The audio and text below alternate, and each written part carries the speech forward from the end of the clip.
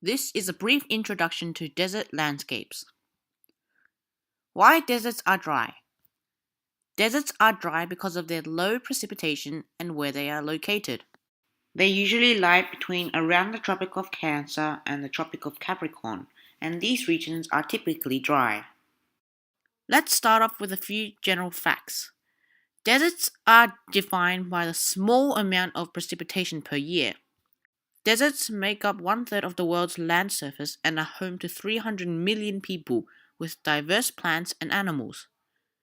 There are 3 classifications of deserts: subtropical hot desert, cold winter desert, and cool coastal desert. Subtropical hot deserts are usually located around the Tropic of Cancer or Capricorn and have less than 250 millimeters and 500 millimeters of precipitation per year. An example is the Sahara Desert. Cold winter deserts are usually found south of the Tropic of Capricorn or north of the Tropic of Cancer. They have no precipitation for 12 consecutive months. An example is Antarctica. And cool coastal deserts are usually found on the western coasts of continents and have between 250 and 500 millimeters of precipitation per year. Any precipitation falls as snow. An example is the Atacama Desert. Features: deserts are the driest places on Earth and usually have few plants such as cacti, date palms, grasslands, etc., and hard, wind-blown surfaces covered with rocks and sand. The range of temperatures experienced each day is often very broad, with very high daytime temperatures and very cold night temperatures. There is no cloud cover, so heat is lost into the atmosphere very quickly. The lack of moisture in the air, combined with the lack of vegetation, also allows the surface of the desert to lose heat rapidly after the sun sets. Location: deserts occur in regions where the climate is dominated by high-pressure systems. These are areas in which there is little rainfall. Evaporation rates in deserts are often 20 times the annual precipitation. The distribution of deserts is influenced by cold ocean currents, wind direction, and mountain range shadow. Mirages. Mirages are often seen in the world's hottest deserts. They occur when a shallow layer of warm air next to the ground is trapped by cooler air above. Light bends towards the horizontal line of vision and eventually travels upwards. The mirage is an upside-down virtual image. Desert sizes. These are the top 5 largest non-polar deserts. The first is the Sahara, with an area of 8.6 million square kilometers. The second is the Arabian, with an area of 2.33 million square kilometers. The third is the Gobi, with an area of 1.2 million square kilometers. The fourth is the Kalahari, with an area of 900,000 square kilometers. And the fifth is the Patagonian, with an area of 673,000 square kilometers. Rain shadow deserts. Rain shadows form on the leeward side of a mountain range opposite to the windward side that faces rain-bearing winds. Deserts commonly form in rain shadows. First, moist air blowing in from the ocean is forced to rise up when it hits a range of mountains. This cools it down. As cool air cannot hold as much moisture, it releases it as precipitation. By the time the air moves over the top of the range and down the other side, it is likely to have lost most, if not all, of its moisture. It would therefore be fairly dry. The more the air descends on the other side of the range, the more it warms up. Hence, it can hold more moisture. So, as well as not bringing any rain to the land, the air absorbs what little moisture the land contains. In time, as this pattern continues, the country in the rain shadow of the mountain range is likely to become arid. Inland deserts.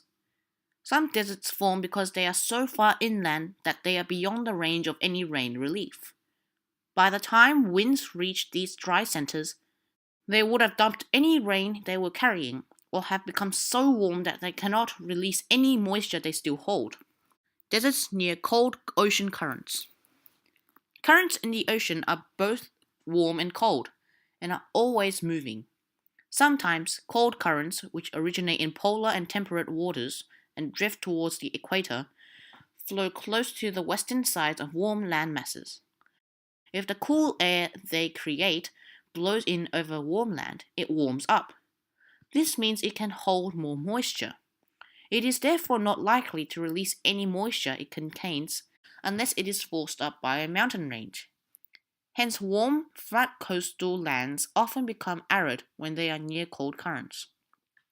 We have heavy rainfall around the equator but almost no rainfall at the tropics because warm air above the equator cools and forms precipitation. Then, the remaining warm or dry air moves towards the tropics and doesn't form precipitation. Landforms. Desert landforms are some of the most spectacular landforms on the surface of the Earth. The agents of erosion responsible for shaping these landforms are wind and running water.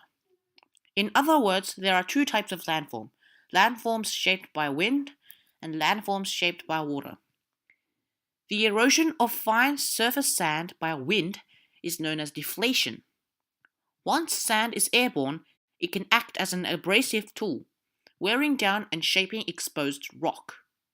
When this wind-blown material is deposited, it accumulates and forms sand dunes.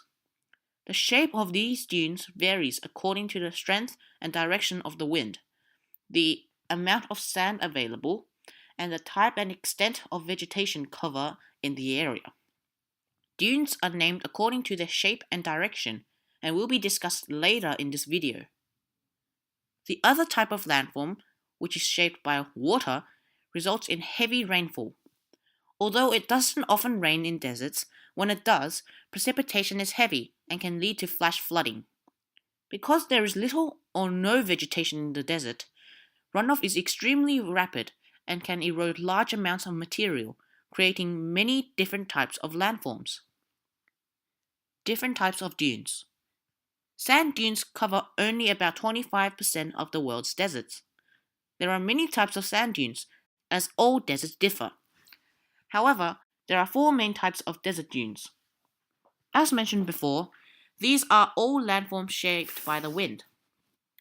1. Transverse dunes, which form as a ridge at right angles to the wind direction. 2. Barchan dunes, which form when sand blasts up the windward side, then falls down the leeward side. 3. Star dunes, which form when the wind blows from all directions with almost equal force. And 4. Longitudinal dunes, which form as a ridge parallel to the wind direction. Main landform features.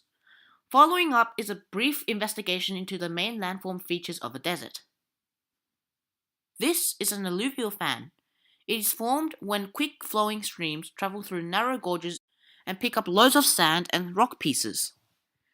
When they start to reach flatter ground, the streams spray the eroded material out in a fan shape. This is a mesa. It is formed when a plateau erodes to leave a smaller, flat-topped shape and steep slopes. This is a butte. It is similar to a mesa but with a smaller, flat-topped area. Mesas are wider than they are high, and buttes are higher than they are wide. This is a Gibber plain. It is formed when small stones and rocks are dropped by the wind and left scattered all over the ground. These are pedestal rocks, which are formed by sand blasting where the wind throws material against rocks that gradually wear away into interesting shapes. This is a Playa lake. It formed when rainwater collects in holes on a very flat and low surface. This is an Inselberg, which is an isolated hill of harder rock. Uluru, or Ayers Rock, in Australia, is a great example of an Inselberg. These are Badlands, which form when very hilly country is heavily eroded by severe storms and flash floods. They provide good hiding places. Finally, the Wadi, which is a dry riverbed that has been eroded by flash floods. Characteristics of Australia's deserts. Australia is the world's driest inhabited continent. Over 70% of the country receives between 100 and 350 millimeters of rainfall annually, which makes most of Australia arid or semi-arid. Australia's deserts are subtropical and are located mainly in central and western Australia, making up about 18% of the country. They are hot deserts, which mean that there are areas of little rainfall and extreme temperatures. Rainfall can be less than 250 millimeters per year, and temperatures can rise to over 50 degrees Celsius. The average humidity is between 10 and 20%. The desert terrain is very diverse and can range from red sand dunes to the polished stones of the Gibber plains. The term Gibber actually derives from an Aboriginal word for stone. The main Australian deserts are the Great Victorian, the Great Sandy, the Simpson, and the Gibson deserts. Desert lifestyles. People have adapted to life in the harsh desert environment. In many regions of the world, people live in harmony with their desert homes. Many of these desert dwellers live a nomadic lifestyle, constantly moving over large distances to make the best of scarce resources.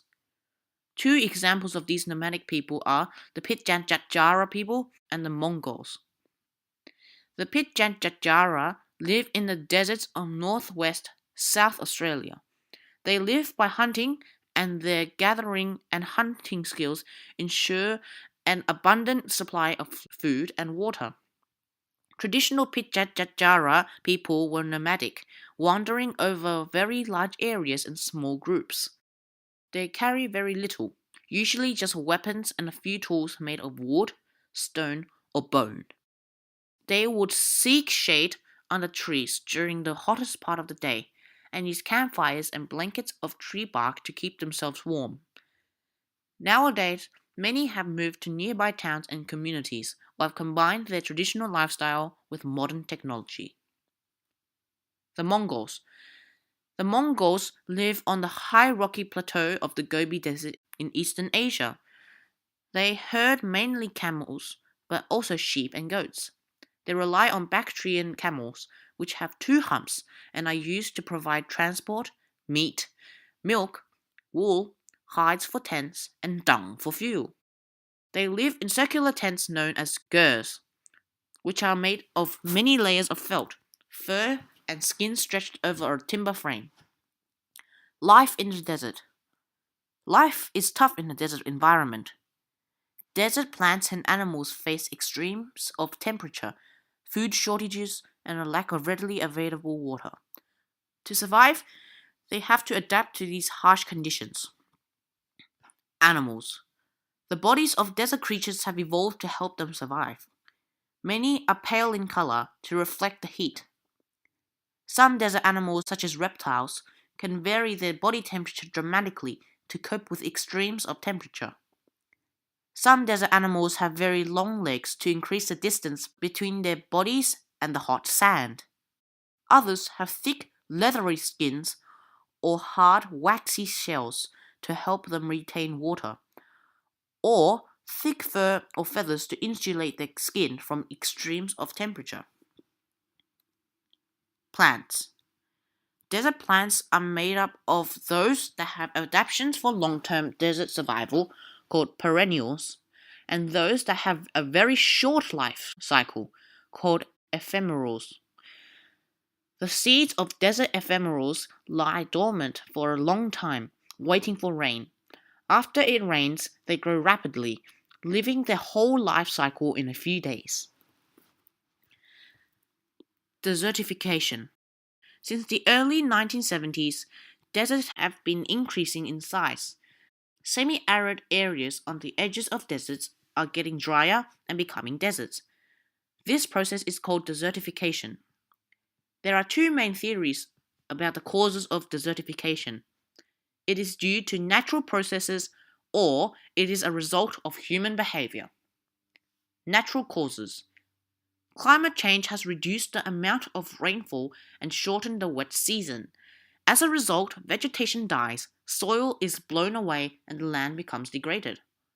Or human causes. Desert and semi-desert lands have become degraded because of poorly managed land use on the edges of deserts. In these areas, too many cattle graze the land.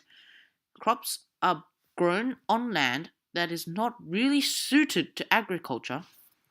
and people cut down trees to use as fuel for cooking and providing warmth. Some scientists argue that desertification is caused by a combination of both natural and human factors and may also be linked to the process of global warming. Impacts of desertification. When land becomes degraded, fewer crops are able to be grown and fewer animals are able to be grazed. An estimated 8.1 million square kilometers worldwide have been affected by desertification in the last 50 years. If this continues, the well-being of at least 1.2 billion people could be threatened. Responding to desertification. The most effective way to slow desertification is to drastically reduce overgrazing, deforestation, and excessive cultivation. Reforestation programs will help to bind the soil and hold water whilst slowing the process of desertification. Surviving in the desert. The top priority for people traveling in the desert is to protect themselves from heat and sand. In a survival situation, water is more important than food. You can survive many days without food, but less than 3 days without water. The transpiration method is the most effective way of collecting water in an emergency. If you are lost in the desert, you shouldn't panic. This is because if you panic, you are more likely to perish. Once calm, plan what to do and study your maps. If you can work out where you came from, then take the route back, as long as it's safe. Otherwise, look for higher ground. Take shelter and watch and listen for the rescuers.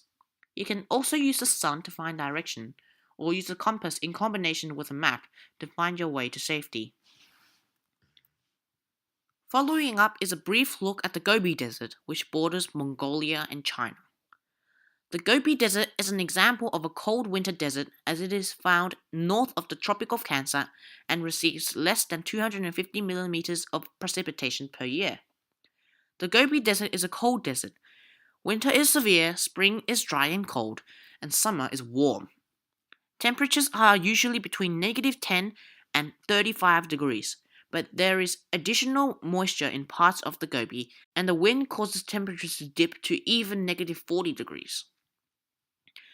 The Gobi Desert receives less than 30 millimeters of precipitation per month, and in some months receive only 1 millimeter of precipitation. Interestingly, most of the precipitation falls during the summer. The Gobi is a desert because it suffers from having most of its rain blocked by the Himalaya mountain ranges, but luckily it doesn't receive zero precipitation. This is a graph of the temperature and precipitation of the Gobi Desert and a map of where the Gobi Desert is situated. The formation of Uluru. 550 million years ago, the Pitjantjatjara ranges were as tall as the Himalayas are now. Rainwater flowing down the mountains eroded sand and dropped it on the surrounding plain, and it became kilometers thick. 500 million years ago, the whole area became covered by an inland sea. Sand and mud fell to the bottom of the sea and covered the seabed. The weight of the new seabed turned the material beneath into rock. The sand was compressed to form Arco's sandstone. 400 million years ago, the sea disappeared and massive forces folded and tilted the sandstone to 90 degrees, so the layers of sandstone became vertical. And 30,000 years ago, wind-blown sand formed dunes and plains. Uluru is the tip of a huge slab of rock that lies below the ground for possibly 5 to 6 kilometers. This brings us to the end of the video. Hope you learned something today, and thank you for watching this video. See ya!